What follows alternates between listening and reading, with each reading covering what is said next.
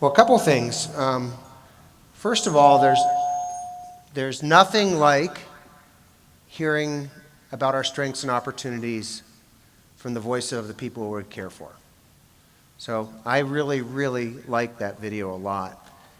Second, thank you for taking your time to be here. I think today's going to be a great day. Third, I think it's really important to recognize that a lot's been going on. There are no shoes to drop today. There are no big reveals. There's nothing but us stacking hands and getting ready to move off into the future together. So with these things said, let's start with where we came from. Our mandate to be a model system, to live our mission, vision, values, to serve our neighbors, to make sure that they are comfortable, to make sure that they have affordable health care, that hasn't changed at all. I think Mahatma Gandhi said, "Be the change that you want to see in the world." That's our opportunity as we head off to be a model health system going forward. And I think we can do that at the same time we are true to our roots and the great leadership that has come before us. I hope that what you're going to hear today is completely consistent with our orientation towards population health and value, innovation, safety, and quality, which has been our hallmark going forward, and I think our opportunity for the future. But we did hear some very clear messages in that video about things we do extraordinarily well and about things that we really need to do better in the future. We are a model healthcare system for right now, 100%, absolutely. But what you're hearing are social problems that we did not create, but I think that we can help solve, which I believe is what Intermountain has done so well in its history. So why redesign now? Well, there are a couple of really good reasons. First, we are strong. The time to redesign is when you are able to be proactive, be on your front foot, be able to take decisions in a thoughtful, intentional fashion as opposed to react. And the other reason to do this is we need to do things now because the world is changing at a pace like it's never changed before. That said, I hope my message to you and what you hear over the course of the day is a message of positivity, optimism, hope, and a belief that we are exactly the right group of people working for exactly the right system at exactly the right time to be the change that we want to see in the world. What you see on the screen in front of you is a special section that was published in the Wall Street Journal just a couple of weeks ago. And they note that the rapidity of change suggests that the hospitals that we trained in, serve in now, are going to actually be very different going forward. They're going to be smaller, they're going to be lighter, they're going to be more digital. We are prepared for this change, but if we don't act right now, we will not take full advantage of the potential that we have to do good. I'd like to take just a second to acknowledge a couple of groups of people. First, I would like to acknowledge, and I know all of you acknowledge as well, that the changes we're going through, for all the right reasons, have impacted people that we care about a lot. This is a necessity, but it still is difficult. My ask of you is that we make absolutely every effort to make as much good come out of the hard work that we've done and will do to honor those people who have been our colleagues, who have been impacted by the decisions that we've taken. The second is, we have some people in the room today who are dear, committed colleagues are contracted groups of physicians who've worked with us for a long time, emergency medicine, pathology, radiology, anesthesia, as well as some highly aligned physician groups, many of whom we're learning from as we go through the value transformation. I felt like it would be very important, and we felt as a team like it was absolutely the right thing to do, to bring those folks in, demonstrate our commitment to them, and share our strategy going forward fully and transparently.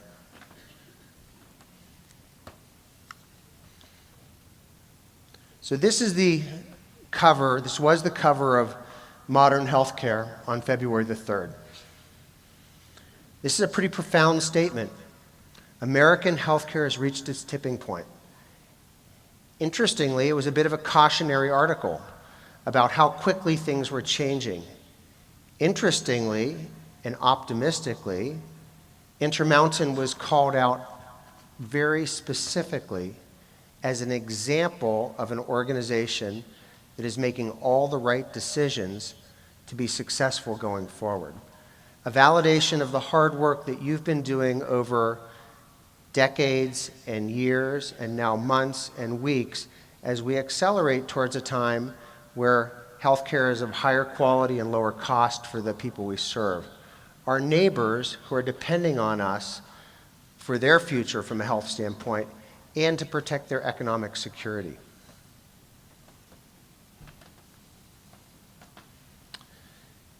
Things are accelerating, and I want to just run through a couple of things that have changed just at the end of 2017. First, how interesting that a large pharmacy company and a large insurance company come together in a novel healthcare delivery and financing structure. Personally, I could have not imagined this 5 years ago, but it happened, and I think it's raising all kinds of interesting questions about what healthcare delivery looks like going forward. Advocate and Aurora are two excellent systems, one in Wisconsin, one in Illinois. They're both about $8 billion in revenue. They're big, a little bigger than we are, and they've come together in a mega system that they believe is going to achieve scale and an ability to serve in a much more holistic fashion. United Health Group has an arm called Optum Care, and they've purchased the DaVita Medical Group, which had 5,000 doctors in it. That brings their total number of physicians that they have within Optum Care to 35,000 across the United States. Their approach is interesting. I think it's going to be highly relevant. They will bring low cost, high reliability, primary care to large swaths of the United States, and they will guarantee great experience and great access. This is going to be really good for the people they serve. Compare them to our 1,600 employed physicians, our 3,500 affiliated docs, and we can see that they have scale that if they choose to come to a market, that is going to be very interesting to deal with. You should know that DaVita Medical Group actually has an outpost in Ogden already. I am not saying this is a threat or a cautionary tale, it's just a reality. Dignity Health and Catholic Health Initiatives are probably coming together. They're actually going through an FTC process. These two mega systems will be a total of about $40 to $45 billion annual revenue and cover most of the United States in their activities. I personally don't think they're going to be very successful for a number of reasons. I don't think that the deal makes sense, but you need to know there's just a lot of activity going on out there. Things actually have continued to accelerate in 2018. You can see that Microsoft and Google come together around a precision medicine startup. Some more traditional activity, the University of Pennsylvania acquires Princeton. I think that's an Ivy acquisition, if I'm not mistaken. We've done something super cool. In association with SSM and Ascension, Trinity, January 18th, we announced Project RX. This not-for-profit standalone company will help us provide lower-cost generic drugs for the people we serve going forward. I need to tell you that this kind of activity, which is going to be important and meaningful and set the pace for those that we serve and those that we serve alongside, can only happen if we're careful with our resources. If we're not economically strong, and we are right now, and we will be into the future, but if we're not, we can't invest in things that are going to make a difference for those who we serve. January 30th, the big Amazon, Berkshire Hathaway, JP Morgan group came together. More traditional stuff, Mercy and Bon Secours come together. Really interesting, at the end of February, a bunch of very good systems actually announced big layoffs and outsourcing.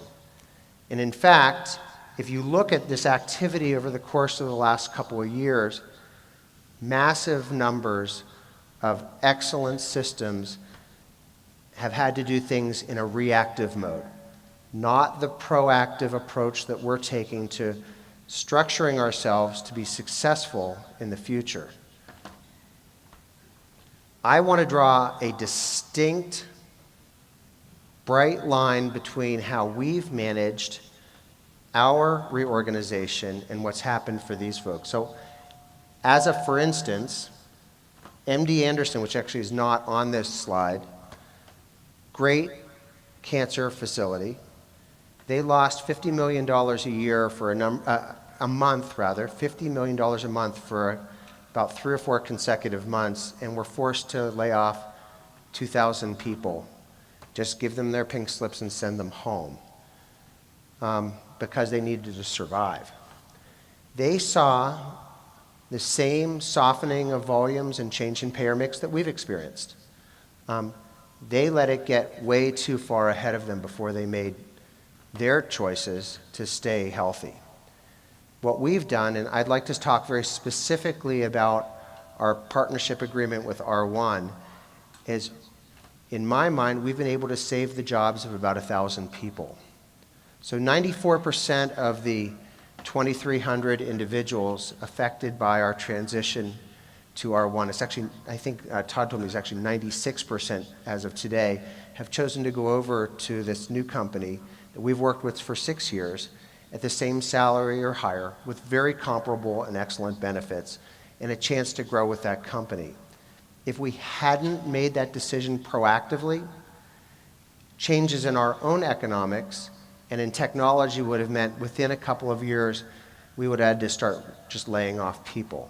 We made a proactive decision to try and help them have a solid future. And what they choose to do with it is theirs. And my hope is that they still feel very much a part of us going forward. This is what Bezos, Buffett, and Diamond said. Healthcare, actually I think it was Warren who said this, that healthcare costs are a hungry tapeworm on the economy. We know that about 20% of our GDP, I think it's actually 19% this year, is associated with healthcare. We know, based on the great work that you've done as Intermountain and that we've done together, that there are enormous inefficiencies even in great systems like ours. Companies like these have their crosshairs on a large, inefficient part of our economy where quality and consistency are not as high, it's not digitalized, and costs are way too high. The good news is that we know healthcare is going to be more accessible, of higher quality, and more affordable going forward. And the work that we're doing here together assures that we're going to be viable, vibrant players in this new world. So this is that be the change you want to see in the world. That's what we are doing. The realities are that we've got some work to do. We have had a very rich payer mix that's very different from most of the United States in our catchment area, across our system. If we had had an average payer mix, last year we would have lost about $150 million. Wouldn't have, not make budget, not break even, we would have lost $150 million. Why is that important? In my mind, money only exists so that we can serve others. Our charitable mission is something that I treasure. It's one of the reasons I came back here. Last year, we were able to provide more than 700,000 free visits to people through the work that we do from a charitable standpoint. We can't do that unless we stay strong. And unlike most other parts of the country, the charitable mission is not provided by a county health system that is funded by taxes. It comes from us. And it's our privilege and pleasure to do it. But we must stay strong so that we can continue to take care of our neighbors who are frail and vulnerable. This slide demonstrates that we, like the rest of the country, have had massive changes in hospital occupancy over the last 15 years. 15 years ago, there were 1.2 million hospital beds in the US with an average occupancy of about 80%. By the way, that's about where hospitals run the best, right? 85% occupancy. We, like the rest of, now there are 800,000 hospital beds. A third, is that a third? No, a quarter went away. No, that's a third went away, right? And the occupancy's dropped to 55%. We're like the rest of the country. This is difficult to manage because we have beautiful physical plants that serve wonderful communities. But in order for them to remain viable, we need to be busy and efficient. Please, please do not interpret this slide to say, is Marc going to advocate for closing hospitals? Absolutely not. But what I'm going to advocate for is please be careful as great stewards of our resources so that we can continue to serve these communities going forward. And I know that we will, but you need to understand that we really need to play as a team so that we can continue to do that. So stewardship is incredibly important, as I've said. We want to achieve the healthiest communities at the lowest per capita cost in the United States. And I think we are on the way. The structure that we're going to talk about today further facilitates that. The takeaway from this slide is that we have plenty of room to work on in terms of our cost structure. And I won't belabor it. I think Rob's going to talk about this a little bit more. And again, the money only exists insofar as it allows us to serve others. Even as revenue is challenged based on change in payer mix and activity, some things get way more expensive. The gray line that you see up here represents specialty pharmaceuticals. And these are skyrocketing. And our patients need them, and they're doing miraculous things for people. That said, within the 900,000 people that we serve through Select Health, the members, there are 12 kids who've got a disease called spinal muscular atrophy who benefit from a miraculous new biological medicine that allows them to be much more functional. That medicine costs $10 million a year for those 12 kids. We have to be good stewards if we're going to provide all of these things. This slide demonstrates that year on year, as our hospitals have gotten a little bit slower, and as labor costs rise, even in the face of the economic challenges I say, our hospital paid hours per adjusted admission have gone up. We must be careful stewards. I do want to pause here for a second and emphasize that we will absolutely have good staffing on the clinical front. Okay? We will not be the leanest hospital, nor will we be the most luxuriously staffed. We're going to be right down the middle. But we need to be really careful about how we take care of the rest of our business so that we have the right number of nurses and techs and therapists, et cetera, at our bedsides.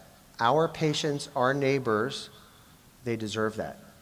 But it's on us as leaders to be really careful about how that happens and look for other efficiencies so that we can make sure that we have really, really good clinical staffing. Again, not lean, not luxurious, right down the middle. This slide demonstrates where we spend our money. And we spend it right now disproportionately on compensation and benefits. Almost 60% of what we spend are on people. To give you a sense of perspective, that should probably be in the low 50s.